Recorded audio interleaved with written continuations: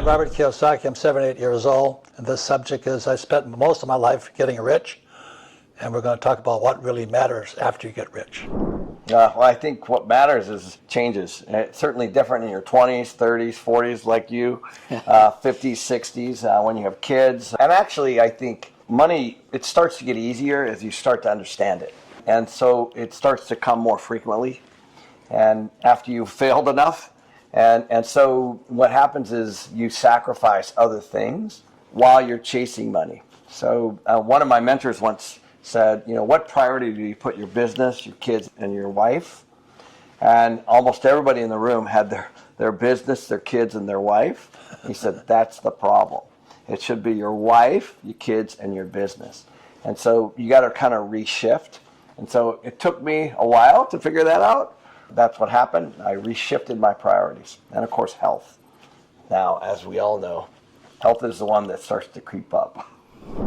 So I guess I'm the young buck in Yes, this little you crowd. are. That's kind of crazy. But I just turned 46. And, for me, I think I had a perspective shift on what matters most, maybe a little bit early on in life. I remember when I got out of college, my whole goal was to retire early. And I started working, doing everything I could to work, make money. And I went from making $32,000 a year out of college to making, $150,000. I just kept thinking to myself, all right, if I work hard, make money, save money, I'm going to retire early. And, I started off in the corporate lane. That's kind of how I started off. And I started making trade-offs. Every new promotion for me came with more strings attached. And I found myself living in a different state than my family. And this was the second time in my career where I did it. And I kept telling myself, if I make enough, keep enough, save enough, invest enough, I'm going to retire early and I'll buy my life back. And I'll never forget my oldest son, he was born with a heart defect. And we knew about it when he was born. I mean, we kind of monitored it and looked at it. But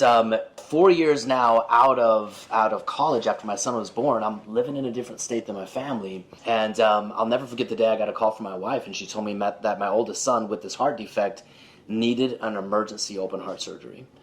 And, at that point, I'd made some money, I'd kept some money, I'd invested some money, but I was trading little aspects of my life that in hindsight I can see now, my health, my relationship with my family, my role as a father. And I remember I came back home and had spent the next couple weeks in the hospital with my son, and I felt like he had been given a second chance, but also felt like I had been given a second chance. And I made a commitment that day that I would never trade my relationship and my role as a father and as a husband for anything. And I started prioritizing my life, my business, my pursuit to making money around that. And that's had, challenges, and I'm not saying I'm perfect with that, but that has framed how I want to pursue success in my life. Is I never know when our time's going to come. I never know when my time was going to come, but I remember sitting in the hospital thinking if that was my son's time, that trade-off wasn't worth it. It wasn't worth it for me to be an absent father for 4 years for that kid for any amount of money. We lost a couple friends this year. 3 friends. Yeah, and it was Younger than me. Yeah, and it was pretty impactful. Yeah. And so you never do know. Yeah. Right. And so whatever time frame we're on, some of them were real young. Some of them were younger than me, and a little bit older than you. And so you just never know. I mean, we all think we're going to live to whatever and then retire, right? There's a million books that talk about retirement, and everybody thinks it's 65, 70 years old. Robert's 78 now. Not all of us are so lucky. So my concern has always been this gap between rich and poor is getting bigger because our monetary system, the Fed is a Marxist organization. It's corrupt. And so I had to make a lot of money for me.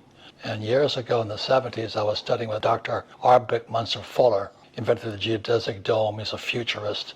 And he wrote a book called The Grunch of Giants. And grunch stands for gross universal cash ice. It's how our wealth is stolen via our money. I knew that as a kid.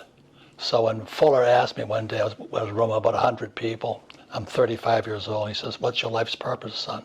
I said, "To get rich." And I didn't know that was the worst thing I could have said. So Fuller scolds me in front of his 100 devotees of Bucky Fuller. And he said, "Why don't you ask yourself this question? What does God want done?" I said, "What?" He says, "Don't do what you want to do. What does God want done?" I'm not really religious, and he wasn't really religious either. But the question, what are we supposed to do here? And that's when I wrote Rich Dad, Poor Dad. I realized what I knew about money I had to share. I got even richer. So what does God want you to do? Money is just a game. Like I'm 78 years old. I just showed Kenny my next deal I'm working on. Surgery centers. Yeah, surgery centers. I'm going to buy it with Bitcoin. Yeah. And I'm going to make another $20,000 a month. Now, $20,000 a month, not a lot of money, but when you add it to the rest of the pile every month, it's called passive income. The ordinary person works for earned income or a paycheck. So there's earned income, portfolio income, which is capital gains. Capital gains is when you invest in the stock market or real estate. You want something to go up. You say, well, I'm rich because my house is now $1 million. Well, that's portfolio money. But passive income is cash flow coming in. So my cash flow is more than most people will make in a lifetime. It's just a game. I learned it playing Monopoly from my rich dad. And I think what happens when you make a lot of money is the goalpost keeps moving, your own personal goalpost. So more houses, more cars, bigger houses, second homes, whatever it is.